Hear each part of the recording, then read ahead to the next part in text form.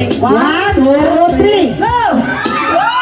Ay, Diyos ko, hindi ka nakenda. Kailangan na palagay ko na. Okay.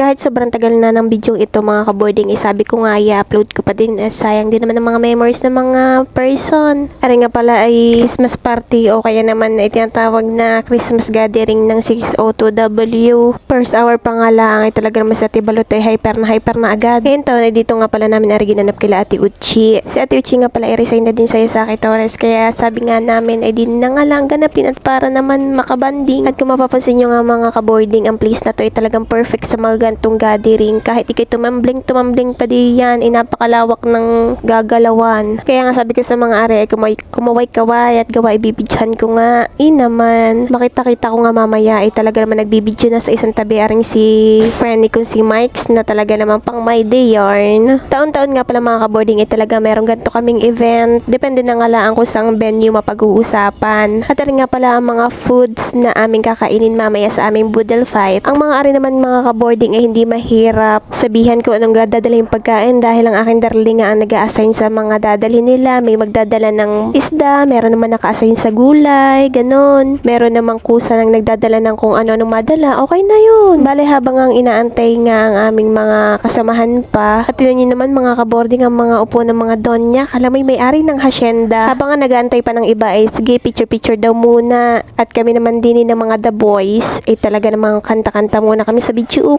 habang hindi pa nag-uumpis ang program. At mamaya ay pag nag-uumpis ay nako, hindi na makakakanta. Kahit nga yung iba ay resign na, yung iba ay wala naman trabaho, yung iba ay sa bahay na lang. Ay kapag gantong event ay talagang chat-chat na lang. Basta welcome dito talaga yung mga 602W, mapa new or mapa old ka man, or wala ka na sa company. Ganyan talaga ang nagagawa na magandang samahan sa loob ng Ate Torres. At habang nga nagpipicturan ay kami ng aking darling Dini ay talaga naman naglalandian pa. At inumpisahan na nga ni Ate Pia ang programa sa pamagitan ng pagdadasal at mga munting mensahe galing naman sa mga matatanda. Ay sorry, hindi pala matatanda, bagets pala.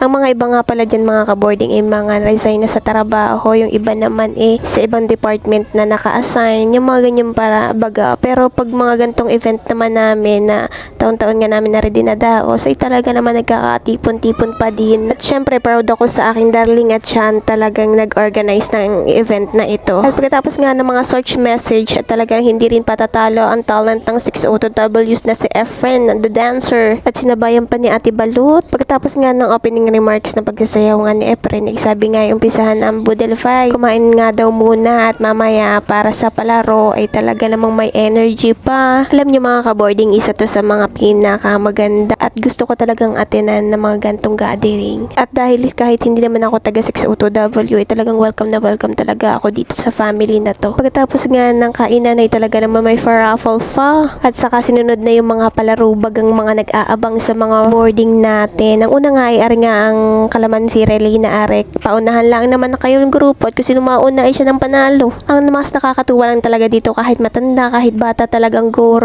na go talaga at walang KJ. At rin naman mapitik kalamansi, kailangan mo lang pitikin yung kalamansi na nandoon sa ibabaw ng bote. Kaso nga lang kailangan mo munang iikot ng 5 beses at saka pupunta ka na dun sa kalamansi at yung mga ring kabikulan ng are ay talaga masipat na sipat. Bagus meron naman na pagkaikot pa lamang ay hindi na nakalisa ka na tatoy na tutumba na. At rin nga si friend ko na si Mikey the Explorer ay talagang itatry daw niya at gustong gusto ata makapitik ng kalamansi. Tingnan natin kung makakapitik. Op. Aba hindi na nakapitik. Isang pitik lang ang dapat doon. Pag 2 na 3, hindi na pwede yun. Ang huli nga namin game sa yari nga bingo, may punuan, may lucky 7, ganun marami ding nanalo. Abay talagang olets lang talaga ako hindi nakapanalo din Pagkatapos nga nalaro ay talaga namang may pahagis candy pa. Kita mo kahit mga bata, sob, sige, agawan to the max. Abay nakakatuwa naman talaga kahit mga ganyan baga. Pagkatapos nga ng panabugan ng candy, pinasayaw din naman namin yung mga anak-anak baga. Pagkakatanda ko ay naka-attend din ng isang kids party. Ba't gano'n talaga ang sayaw ng mga bata? Ano bang sayaw yun? Ako lang ata hindi nakakaalam. Pag uwian na, ayan na ang mga Sharon. Kitang-kita ko sino ang may mga bitbit at sino-sino ang mga nanalo sa raffle. Thank you, bye-bye. Yun lang. Thank you for watching this video mga ka-boarding. See you next time. Bye.